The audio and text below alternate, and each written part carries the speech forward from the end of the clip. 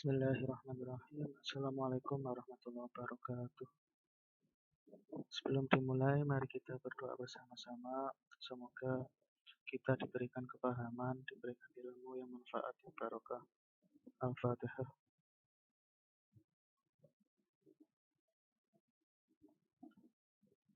Jadi materi kuliah pada hari ini adalah peran komunikasi dalam public relation. Yang pertama, komunikasi memegang peranan penting dalam kehidupan manusia karena manusia tidak dapat hidup sendiri sehingga membutuhkan interaksi dengan pihak lain. Baik, saya jelaskan dulu. Jadi sebelumnya kita telah membahas tentang public relation. Sekarang adalah kaitannya dengan komunikasi. Jadi komunikasi sendiri itu adalah interaksi atau ngomong atau menyampaikan pesan kayak gitu. Jadi manusia sendiri itu dalam hidupnya butuh akan interaksi. Jadi semuanya itu butuh interaksi, tidak ada orang yang tidak tidak butuh interaksi, tidak ada. Misalkan kayak gini. Ada orang yang ekstrovert, senang berhubungan dengan orang lain. Itu tentu bisa dikatakan sangat butuh komunikasi. Dan juga ada tipe orang yang introvert, biasanya dikenal tidak menyukai berinteraksi dengan orang lain. Tapi hakikatnya orang introvert saja juga butuh interaksi. Mungkin dia dalam dunia nyata tidak punya tidak merasa tidak butuh berteman misal. Tapi di dunia maya bisa saja dia malah butuh gitu. Dia mengeluarkan kebutuhan komunikasinya melalui dunia maya atau bahkan butuh didengar. Kadang-kadang ya mereka lebih suka ngomong sama hewan kan ada kadang-kadang lebih seneng curhat sama binatang kan ada karena dianggap lebih mengerti. Kalau cerita ke manusia malah dijudge kayak gitu. Ya banyak, intinya manusia itu tidak bisa hanya disuruh diam. Minimal mereka itu adalah ingin didengar atau bahkan semalu-malunya tentu ingin didengar kayak gitu. Hanya setiap orang punya caranya masing-masing dalam komunikasi. Jadi kayak gitu. Intinya adalah sejak dulu itu manusia selalu berinteraksi. Mulai dari zaman zaman suku-suku pedalaman, orang-orang zaman dulu juga komunikasi, hanya mungkin bahasanya pakai bahasa-bahasa isyarat gitu. Belum ada bahasa sampai sekarang sudah ada bahasa, sudah ada bahkan sekarang sudah ada emoticon macam-macam. Semakin beragam. Jadi komunikasi menyampaikan pesan atau berinteraksi. Selanjutnya jembatan interaksi tersebut dilakukan melalui komunikasi. Ya tadi komunikasi bisa dengan Bisa dengan ngomong, bahkan bisa dengan isyarat atau perbuatan macam-macam. Pada saat berkomunikasi, pihak yang menyampaikan pesan akan berusaha menyampaikan pesan sedemikian rupa sehingga pesan yang disampaikan dapat dipahami oleh penerima pesan. Jadi di dalam sebuah proses interaksi atau komunikasi, itu syaratnya adalah pertama harus ada yang menyampaikan pesan kayak gitu. Jadi syaratnya harus ada orang yang ngomong, harus ada orang yang memulai mengeluarkan pesan kayak gitu. Atau misalkan zaman sekarang harus ada yang ngechat duluan kayak gitu. Jadi di-chat dulu. Atau sampean ketemu orang di jalan ya menyapa dulu kayak gitu. Jadi harus ada yang memulai, menyampaikan pesan dulu. Nah, jadi syaratnya pertama ada yang menyampaikan pesan. Nah, kemudian ada pesan itu sendiri. Dan terus tentu ada penerima pesan. Jadi ada 3 unsur si penyampai pesan, pesan itu sendiri, dan penerima pesan. Nah, kemudian pesan itu sendiri juga syaratnya harus disampaikan dengan bahasa-bahasa atau dengan cara-cara yang sekiranya dipahami oleh si penerima pesan. Jadi kalau nggak sama itu bisa salah paham. Kayak misalkan sampean masuk ke desa terus ngomong bahasa Inggris nggak paham kayak gitu. Nanti malah yang diajak ngomong bilang nggak bisa bahasa Inggris kayak gitu. Nah, jadi yang disampaikan itu harus dengan bahasa-bahasa yang sekiranya dipahami oleh pendengar kayak gitu. Terus ini proses yang sepertinya sederhana ya, tapi sebenarnya tidak, nggak selamanya lancar gitu. Karena kadang-kadang ketika ada seseorang itu kurang mahir dalam menyampaikan pesan, itu bisa saja pesannya gagal diterima gitu. Atau di dunia komunikasi disebut miscommunication, kegagalan komunikasi kayak gitu. Banyak kegagalan komunikasi jadi apa? Salah paham. Kayak misalkan gampangnya yang kita sering melihat kayak gini. Kita tahu orang yang lebih tua itu tentu sukanya dawu-dawu, sukanya apa? Memberi nasihat kayak gitu. Bahkan beberapa juga menggunakan cara yang keras gitu untuk mendidik apa? Mendidik anaknya, mendidik anak-anak kayak gitu. Dan itu disalahpahami oleh si anak-anak. Bayangannya ini si anak menganggap ini orang tua kok sukanya ngatur-ngatur, kok sukanya apa? Ngatur-ngatur, kayak sukanya kok kayak gak asik kayak gitu. Padahal bagi si orang tua menyampaikan pesan itu sendiri atau nasihat itu apa namanya demi kebaikan si anak. Tapi bagi si anak menganggap bahwa kesannya kayak seakan-akan kayak ini kok ngatur-ngatur. Atau sampean misalkan berhubungan sama anak yang masih kecil atau 5 tahun sekitaran masih kecil. Itu ketika sampean berhubungan sama anak kecil, kamu marah itu si anak itu pasti akan langsung menafsiri dengan kamu nggak sayang. Jadi kayak gitu. Ketika kamu nggak marah berarti kamu dimaknai apa? Sayang. Tapi ketika kamu sedikit saja sudah marah maka anak tadi pasti nggak mungkin mikir apa namanya, "Oh ini orang ini marah demi kebaikan saya." Itu nggak mungkin bisa sampai ke situ. Jadi simpel, kamu marah, dia pasti akan menganggap kamu nggak sayang. Dia tentu akan mencari apa, mencari orang-orang lain yang bisa memberikan dia rasa aman, rasa nyaman kayak gitu. Jadi ya sering orang itu salah paham. Bahkan sampean mungkin sama teman juga, walaupun seumuran seumuran saja mungkin sering salah paham ya toh. Sama teman, sama sahabat, atau sama pasangan. Ketika sampean menyampaikan pesan, apa dengan bahasa-bahasa yang dianggap salah dengan si penerima pesan itu bisa salah paham. Bahkan sampai bertengkar juga bisa hanya karena salah bahasa, salah apa? Salah etika, salah salah ngomong kayak gitu. Jadi nggak selalu berhasil. Dengan seringnya kegagalan seperti itu, maka perlu belajar itu. Kita itu perlu belajar bagaimana menggunakan bahasa yang baik, bahasa yang sekiranya bisa diterima dengan baik oleh lawan ngomong kita. Saya lanjutkan, bahkan apabila menyampai pesan atau komunikator dalam menyampaikan pesan tidak memperhatikan kesantunan dalam berbahasa, maka bisa jadi penerima pesan akan memberikan reaksi yang negatif atau tidak ada etika komunikasi dalam komunikasi.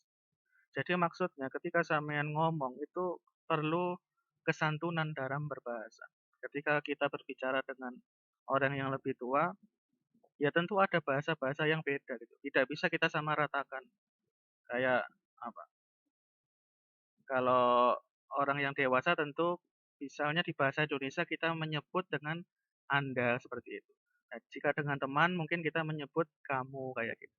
Jadi berbeda. Di bahasa Jawa misalkan kalau sesama teman apa? Sesama teman kita ada kata awakmu ya atau bahkan yang lebih kasar di bahasa Surabayaan ada kon kayak gitu. Kalau di beberapa daerah ada kowe kayak gitu. Tapi untuk orang yang lebih tua tentu ada bahasanya sendiri seperti apa? Panjenengan kayak gitu. Jadi banyak perlu apa namanya? Perlu melihat kesantunan dalam berbahasa. Sekali ada kesalahan, kadang-kadang bisa dimaknai wah orang ini gak baik kayak gitu. Bisa salah paham malah bisa apa? Dianggap mengejek juga bisa. Dianggap merendahkan juga bisa. Karena apa? Karena kesalahan dalam kesantunan berbahasa. Jadi penting sekali melihat apa? Melihat lawan ngobrol kita siapa, melihat lawan bicara kita itu siapa harus memahami. Saya ganti dulu slide-nya.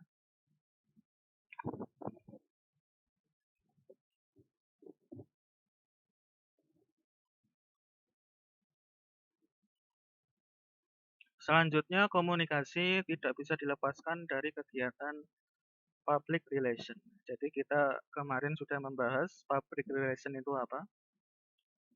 Sebuah jabatan di organisasi atau perusahaan yang bertugas menjembatani antara organisasi dengan masyarakat atau publik atau mewakili publik ke perusahaan. Jadi ya antara itu intinya penyampai komunikasi antara perusahaan atau organisasi kepada masyarakat dan sebaliknya, menyampaikan aspirasi masyarakat kepada pemangku apa, pemangku, pemangku jabatan di perusahaan itu. Oke. Jadi PR itu apa? Jembatan. Nah, tentu nggak bisa dilepaskan sama komunikasi karena tugas PR sendiri adalah ngomong. Jadi ngomong dengan masyarakat dan juga ngomong dengan pihak perusahaan. Jadi kayak gitu. Nah, terus public relation itu sangat membutuhkan komunikasi dalam kegiatannya. Jadi sangat butuh. Pekerjaannya saja ngomong gitu. Masa nggak butuh? Ya butuh. Maka sudah kewajiban dari PR apa? Harus memiliki kemampuan untuk ngomong kayak gitu. Pinter ngomong dengan orang, pinter apa? Mempengaruhi orang lain. Jadi harus kayak gitu. Terus kegiatan public relation pada hakikatnya merupakan bagian dari teknik kegiatan komunikasi dua arah. Jadi kita tahu komunikasi yang dipakai oleh PR ya, adalah jenis komunikasi dua arah.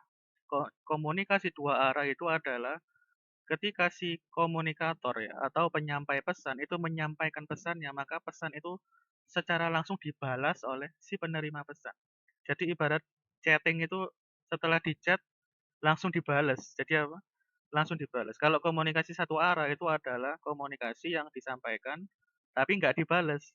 Jadi penyampai pesan tidak bisa membalas. Contohnya kayak televisi, kayak radio, kayak koran, itu komunikasi satu arah. Maksudnya tidak ada respon, tidak ada balasan dari penerima pesan. Tapi kalau dua arah itu bisa bisa membalas pesan tadi. PR itu ngomong kepada masyarakat tugasnya tentang visi misi perusahaan, tentang apa tujuan-tujuan perusahaan itu disampaikan kepada masyarakat. Dan kemudian masyarakat memberikan apa? Respon. Dan respon ini diteruskan oleh PR kepada pemangku jabatan di perusahaan atau organisasi. Jadi kayak gitu. Terus public relation sangat membutuhkan komunikasi dalam kegiatannya. Ciri khas public relation adalah komunikasi dua arah. Jadi kayak tadi ya, komunikasi dua arah. Setelah disampaikan pesannya langsung dibalas. Public relation sangat peduli terhadap reaksi atau tanggapan yang disampaikan publik. Nah, jadi sangat penting sekali bagi PR adalah melihat atau menangkap respon atau reaksi atau tanggapan dari publik. Jadi kayak gini, misalkan contohnya PR pemerintah. Pemerintah misalkan mengeluarkan sebuah kebijakan. Kebijakan misalkan yang tentang kemarin itu PPKM kayak gitu. Apa? Pembatasan ya, pembatasan kegiatan masyarakat. Itu tentu PR itu langsung penelitian, PR-nya pemerintahan itu. Ketika keputusan itu sudah dipukul atau sudah diresmikan oleh presiden, gimana reaksi masyarakat? Apakah akan apa? Nah, maka reaksi-reaksi dari masyarakat ini akan menentukan bagaimana apa? Bagaimana keputusan pemerintahan selanjutnya. Jadi sangat berpengaruh sekali. Apapun reaksinya, mau reaksinya manut, menerima dengan ikhlas, atau malah marah gitu, malah marah, malah kayak misalkan kemarin gara-gara PPKM banyak para pedagang kecil nggak punya uang, nggak ada kegiatan, nggak bisa mencari nafkah kayak gitu. Nah itu akan menjadi apa? Menjadi poin-poin yang sangat menentukan kebijakan selanjutnya. Atau misalkan dalam PPKM itu masyarakat ternyata manut, mereka tetap di rumah, jadi nggak keluar-keluar. Itu juga akan menentukan bagaimana respon selanjutnya. Atau misalkan responnya malah malah ngamuk masyarakatnya, malah demo besar-besaran, malah merusak fasilitas publik, itu juga akan menentukan bagaimana respon selanjutnya. Jadi respon ini harus ditangkap sama PR, walaupun itu negatif sekalipun ditangkap. Jadi setelah respon-respon ini ditangkap, dikumpulkan, kemudian diberikan kepada pimpinan. Nah, yang nanti oleh pimpinan akan dirapatkan bagaimana keputusan yang paling tepat. Terus selanjutnya citra positif suatu organisasi tidak lepas dari bagaimana organisasi tersebut mampu berkomunikasi dengan baik. Jadi semua organisasi, baik itu pemerintahan atau perusahaan, perusahaan apapun, itu pinginnya citranya positif. Ingin dikenal oleh masyarakat sebagai apa? Produk yang baik, ingin dikenal sebagai pemerintahan yang baik. Misalkan kalau pemerintahan atau apa namanya, organisasi tentu ingin dikenal sebagai organisasi yang baik. Jadi semuanya itu ingin dikenal secara baik. Nah, itu bagaimana untuk menciptakan citra positif tadi tentu adalah dengan cara harus bisa berkomunikasi dengan baik. Jangan sampai masyarakat itu dibuat kecewa. Jangan sampai masyarakat itu merasa tidak adil, merasa apa? Merasa dikecewakan kayak gitu. Atau merasa bahwa tidak adil dalam menyikapi, dalam bersikap. Itu saja sudah membuat masyarakat sudah tidak bisa memberikan respon yang positif. Maka caranya agar bisa apa? Bisa menciptakan citra yang baik, perusahaan tadi harus membuat kesan-kesan yang mana perusahaannya, pemerintahnya adil, apa, baik, tidak pelit, apa, berguna bagi masyarakat. Jadi seperti itu caranya. Dengan memberikan pelayanan-pelayanan dan sebagainya. Jadi kalau sudah seperti itu pasti apa? Tercipta citra yang positif. Terus selanjutnya komunikasi face to face sangat memberi dampak yang penting tentang kesan publik dari suatu organisasi atau perusahaan. Jadi sangat penting sekali bagi PR itu ketika berhubungan dengan masyarakat menggunakan komunikasi face to face ya. Komunikasi face to face ya tatap muka gitu. Jadi apa? Bertemu langsung kayak gitu. Bertemu langsung atau yang penting melihat lah, melihat bertemu wajahnya, gerak-geriknya, cara ngomongnya. Atau bahkan jika tidak bisa ketemu langsung, bisa lewat video kayak gitu. Yang penting ada bentuknya kayak gitu. Jadi apa? Kelihatan orangnya yang ngomong, gesturnya, bahasa yang disampaikan. Itu sangat mempengaruhi apa? Citra ya. Kesan baik dari masyarakat. Masyarakat menilai dari situ. Nah, jadi ketika publik itu sudah melihat, wah ini cara ngomongnya bagus, wah ini sikapnya bagus, bahasa yang dipakai ya bagus, sopan menghargai orang, tentu akan apa? Dinilai baik. Tapi kalau dilihat, wah ini kok ngomongnya ngawur kayak apa? Menyakiti hati yang mendengar, maka sudah dipastikan pasti akan negatif ya. Karena tidak menghargai lawan bicaranya, tidak menghargai masyarakat. Terus sehingga apa? Publik dapat langsung memberikan kesan saat berinteraksi dan kesan yang diharapkan adalah kesan yang positif. Jadi dengan bertemu face to face itu masyarakat akan menilai, wah ini gimana, wah ini pemerintahan itu gimana tergantung siapa yang mewakilinya atau siapa juru bicaranya kayak gitu. Jadi penting sekali juru pemerintahan bagi organisasi. Kayak misalkan kemarin yang menangani corona kemarin kan menteri siapa? Menteri Kesehatan sebelumnya siapa itu namanya, itu kan kurang baik dalam memberikan komunikasi politik, dalam menyampaikan pesan kepada masyarakat kurang pas. Akhirnya ya masyarakat jadi sebagian kayak kurang percaya, masa kayak gini, masa pemerintah itu kayak gini, karena apa? Bahasanya kurang baik. Walaupun bahkan kerjanya sudah baik, tapi komunikasinya nggak baik, itu kesannya ya jadi jelek. Maka kemudian diganti. Dokter Terawan ya saat itu menterinya. Nah, kemudian diganti oleh yang lain dengan orang yang mampu berkomunikasi politik lebih baik. Karena kok bahasa komunikasi yang disampaikan baik, maka kemudian ya masyarakat jadi mulai percaya lagi. Jadi saking pentingnya komunikasi itu sampai kayak gitu. Bahkan sampean sudah bekerja dengan baik, tapi ketika bahasa komunikasi yang disampaikan ngawur, itu sudah apa, menghancurkan citra.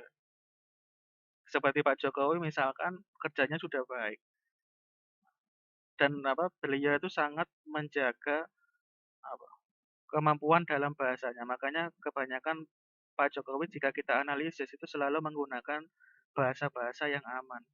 Ketika pidato, ketika memposting sesuatu di media sosial itu rata-rata bahasa yang digunakan itu bahasa-bahasa yang aman, tidak ada yang provokatif, tidak ada yang memancing perdebatan kayak gitu. Jadi ya itu sudah baik sebenarnya. Tapi namanya kalau sudah di kelasnya presiden tentu punya musuh kayak gitu. Tentu ada orang-orang yang tetap tidak suka sehingga selalu mencari kesalahan-kesalahan. Itu biasa dalam dunia politik selalu ada musuh. Jadi masih mending lah Pak Jokowi itu seperti itu. Bayangkan Pak Jokowi kerjanya sudah baik, terus dalam menyampaikan pesan ngawur, kayak seakan-akan seenaknya, atau dalam menyampaikan pesan provokatif. Oh, betapa senangnya itu musuh-musuhnya, langsung menggoreng, langsung digoreng postingan-postingannya seakan-akan ya mengajak permusuhan, mengajak pertengkaran, malah dimanfaatkan. Makanya Pak Jokowi main aman kayaknya karena apa? Pakai bahasa-bahasa yang baik, aman, tidak tidak membuat permusuhan kayak gitu. Terus saya lanjutkan, eh, namun yang diharapkan tidak hanya kesan positif, tapi publik akan melakukan suatu tindakan yang menguntungkan organisasi. Jadi PR itu sebenarnya tugasnya itu tidak hanya membuat masyarakat memberikan kesan yang positif saja, tapi malah membuat masyarakat itu melakukan suatu tindakan yang menguntungkan organisasi. Jadi misalkan kayak gini, sampean di masa depan membuat sebuah produk baju misalnya. Sampean punya pabrik pakaian, nah, sudah ya besar gitu karena sudah pabrik, sampean terus membuat sebuah PR, sebuah apa jabatan PR, public relation. Maka PR sampean itu harus bisa membuat orang lain itu bisa ikut menyebarkan produk sampean. Jadi yang marketing itu tidak hanya perusahaan saja, tapi pembeli juga ikutan marketing. Ikut mempengaruhi orang lain biar ikut-ikutan beli. Jadi orang yang beli itu puas dengan apa yang dibeli, terus merekomendasikan kepada orang lain. Kan banyak sekarang itu. Misalkan suatu tempat makan membuat grand opening dengan memberikan diskon atau beli satu gratis satu dengan syarat posting di media sosial. Artinya kan itu strategi-strategi yang membuat orang lain juga turut dalam marketing, atau dalam pemasaran, dalam penjualan kayak gitu. Itu semua adalah strategi-strategi yang mana publik juga turut serta dalam menguntungkan organisasi atau perusahaan. Saya ganti dulu slide-nya.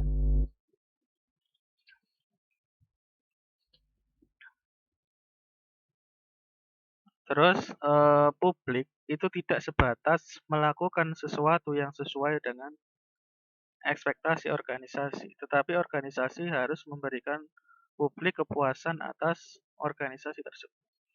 Jadi kayak gini, tadi PR itu sudah men-setting atau sudah membuat strategi bagaimana masyarakat itu turut membantu apa? Membantu mengembangkan organisasi atau mengembangkan perusahaan. Kayak misalkan kayak tadi, apa? Promo, dapat diskon asalkan memposting di media sosialnya. Nah, itu kan strategi.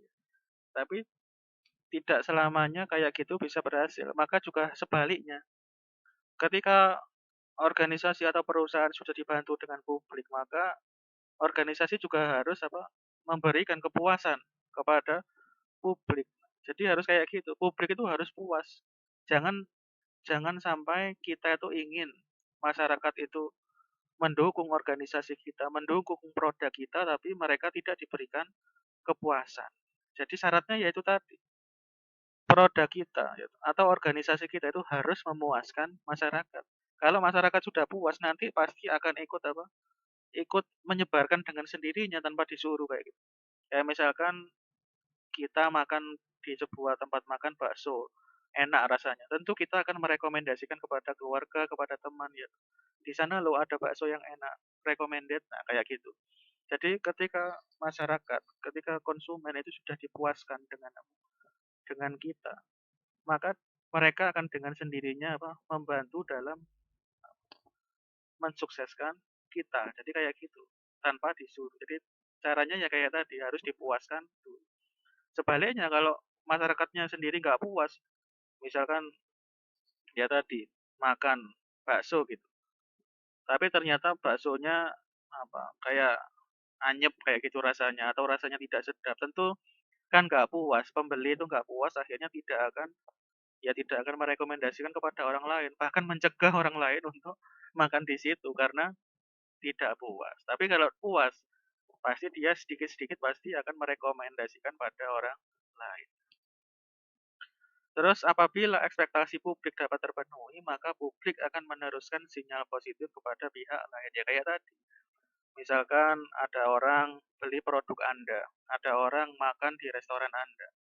Nah, kemudian mereka puas, ekspektasi mereka terpenuhi. Kan bayangannya ketika misalkan ada orang membeli produk bajumu, kamu punya produk baju, terus dibeli sama orang, kan orang itu punya ekspektasi. Nah, ketika ekspektasi itu terpenuhi, tentu maka akan puas. Nah, ketika sudah puas pasti akan apa? Meneruskan sinyal itu, meneruskan apa? eh rekomendasi itu kepada pihak lain. Jadi caranya ya kayak dengan adanya komunikasi berantai yang positif tadi, maka akan terbangun opini publik yang menguntungkan organisasi atau bisa dikatakan citra positif. Jadi dengan cara-cara itulah nanti produk kita, organisasi kita, perusahaan kita akan memiliki citra yang positif.